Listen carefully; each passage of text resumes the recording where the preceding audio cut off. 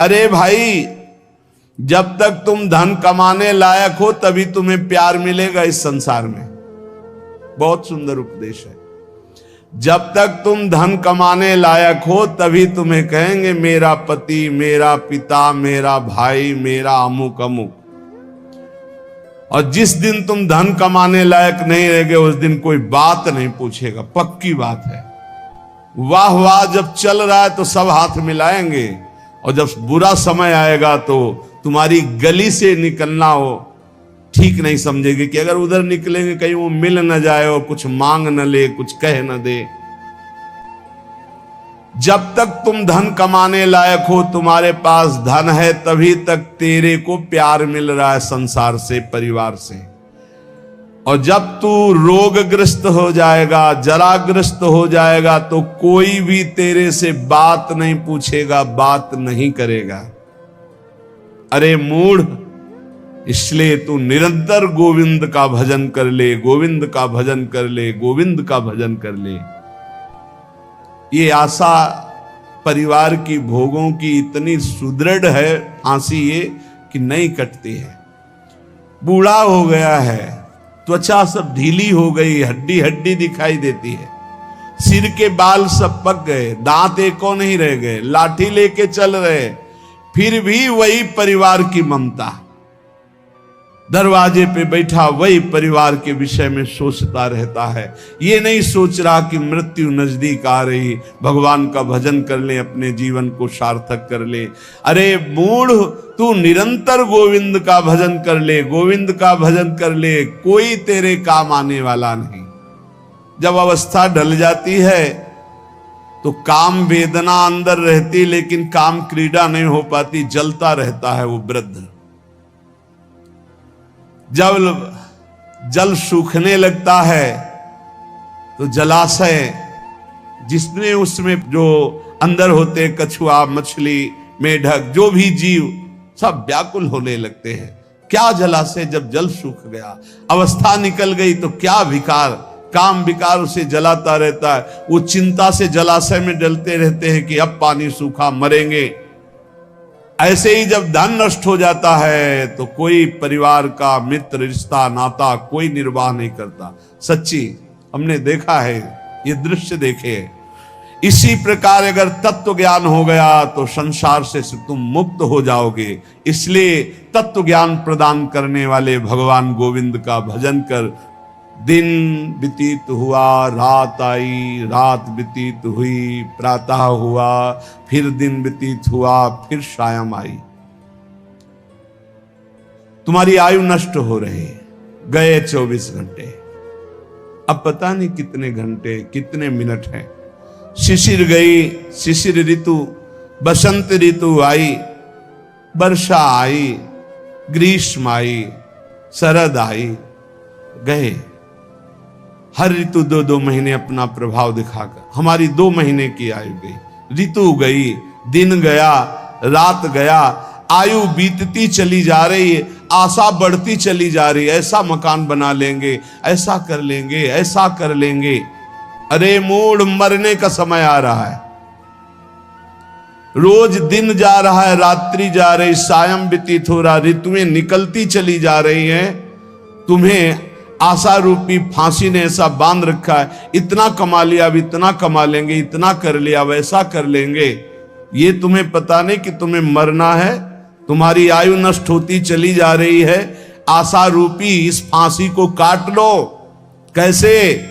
भज गोविंदम, भज गोविंदम, गोविंदम भज मूढ़मते। अरे मूढ़मती, गोविंद का भजन कर ले, गोविंद का भजन कर ले, गोविंद का भजन कर ले। नहीं, मृत्यु के समीप आने पर ये व्याकरण का शब्द डुक्रिंच करने, ये तुम्हारी रक्षा नहीं कर पाएगा। ये व्याकरण, ये पढ़ाई लिखाई, ये तुम्हारी मृत्यु पर विजय प्राप्त नहीं। मृत्यु पर गोविंद गोविंद हरे मुरारे, गोविंद गोविंद मुकुंद कृष्ण, गोविंद गोविंद रथांग पाणे, गोविंद दामोदर माधवेति। ये भगवान नाम ही तुम्हारी रक्षा करेंगे। जिसने गीता जी को पढ़ा, श्रीमद् भागवत गीता जी, कुछ लोग तो इस भेद ही नहीं जान पा रहे हैं कि श्रीमद् भागवत और श्रीमद् भगवत गीता जी अलग है। नहीं जान पाते हैं कई लोगों के ऐसे।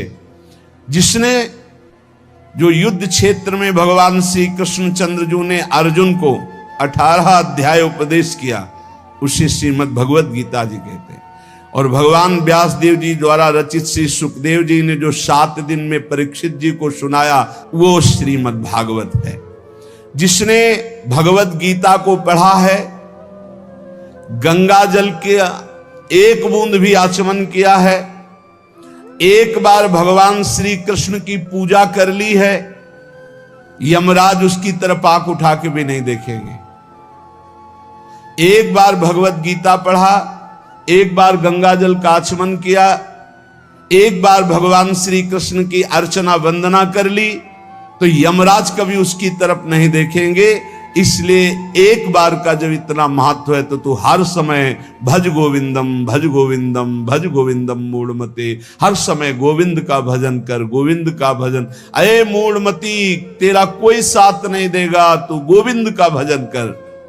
कहते हैं कि ये भजन की अवस्था नहीं है, तो कब भजन की अवस्था होती? बाल्यावस्था खेल कूद में चली गई, जवानी स्त्री में आसक्त भोग में चली गई, वृद्धावस्था रुपया पैसा नाती पनाती इनकी चिंता में चली गई, तो परब्रह्म परमात्मा का भजन करने की कौन सी अवस्था है? अरे जब से होश हो जाए तभी से भजन शुरू कर दो। चेतना जागृत हो, बुद्धि काम करने लगे, राधा राधा राधा, गोविंद गोविंद गोविंद भजन करे। अरे मूढ़, कोई तेरा साथ देने वाला नहीं, इसलिए भज गोविंदम भज गोविंदम। इस संसार में बार बार जन्म होता है, बार बार मरण होता है, बार बार 9 महीने माता के गर्भ में रहना पड़ता है। अब तो होश संभाल ले, मनुष्य शरीर मिला है, भगवान श्री कृष्ण की शरण में आ जा और इस अपार संसार से पार हो जा, और हर क्षण गोविंद गोविंद गोविंद ऐसा रट, नहीं बार बार जन्म मरण के चक्र से तुझे कोई नहीं बचा सकता है। रात गई, दिन गए, पक्ष गया, कृष्ण पक्ष शुक्ल पक्ष, महीना गया, अयन उत्तरायण दक्षिणायन, वर्ष गए, कितने वर्ष गए, अब भी तुझे होश नहीं। तू यहां लोगों से राग द्वेष में फंसा है। अरे तेरी मृत्यु का समय आ रहा है, परम पद पहुंचने का उपाय कर। किसी से ईर्ष्या मत कर, मत्सरता मत कर, किसी की निंदा मत कर, किसी से द्वेष मत कर। अंतिम समय आने वाला है, इसलिए गोविंद गोविंद गोविंद ऐसा भजन कर ले। अरे मूढ़, तेरा कोई साथ देने वाला नहीं। माताओं बहनों की तरफ काम दृष्टि से देखकर अपनी क्यों दुर्गति करते हो? कुछ नहीं है। जहां तुम्हें आकर्षण लग रहा है, कुछ नहीं है। मोह विकार है तुम्हारा, अज्ञान का विकार है। बार बार मन में विचार करके उनके चरणों में वंदना करो, उनके प्रति काम भाव करके।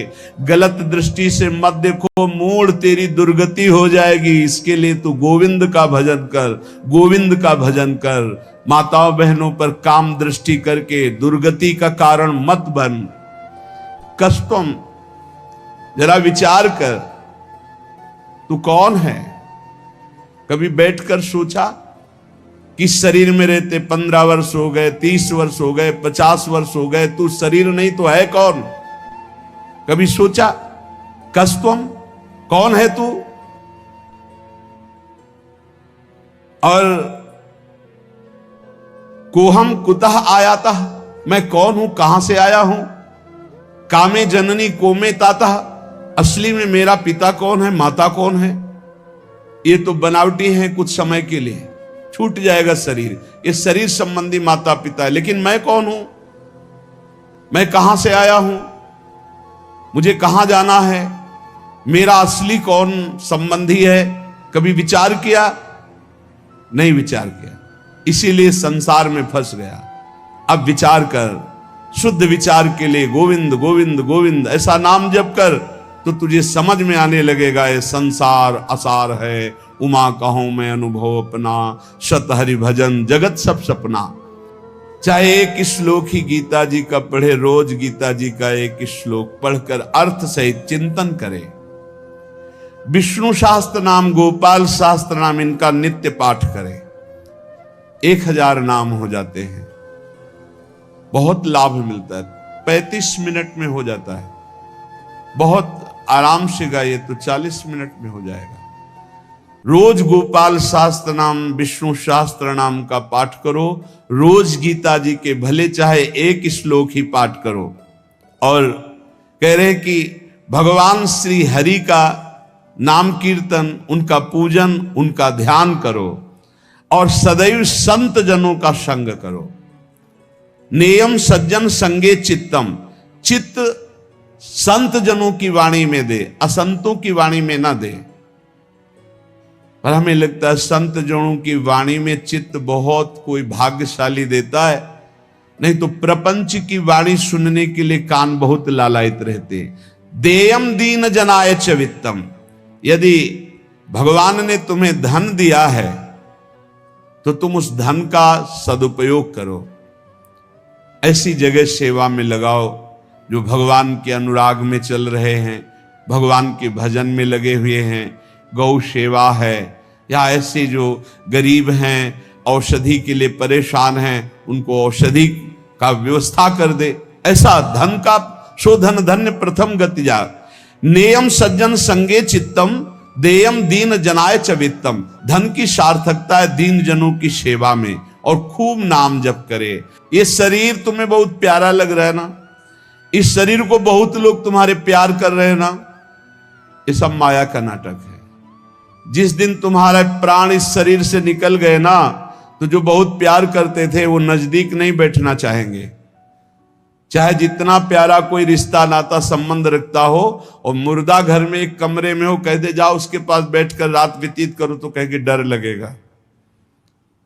प्राण निकलने पर कोई तेरा नहीं है, इसलिए जब तक प्राण है तो प्राणनाथ गोविंद का भजन कर ले। गोविंद गोविंद गोविंद। जो अपने ब्रह्मचर्य का नाश करता है तो पहले उसे सुख जैसा लगता है, बाद में वो भयानक रोगों से ग्रसित हो जाता है। सुखता क्रियते रामा भोग। बहुत सावधान। जितना आप अपने ब्रह्मचर्य को सुरक्षित रखेंगे उतने ही आप आत्मबलवान होंगे, उतने आप पवित्र बुद्धि वाले होंगे, उतने ही शरीर आपका स्वस्थ होगा। आपकी इंद्रियां तेजस्वी बलवान हो जाएंगी, भोगों की तरफ जाने के लिए नहीं, भगवान की तरफ जाने के लिए। और जो काम भोग को बड़ा सुख मान करके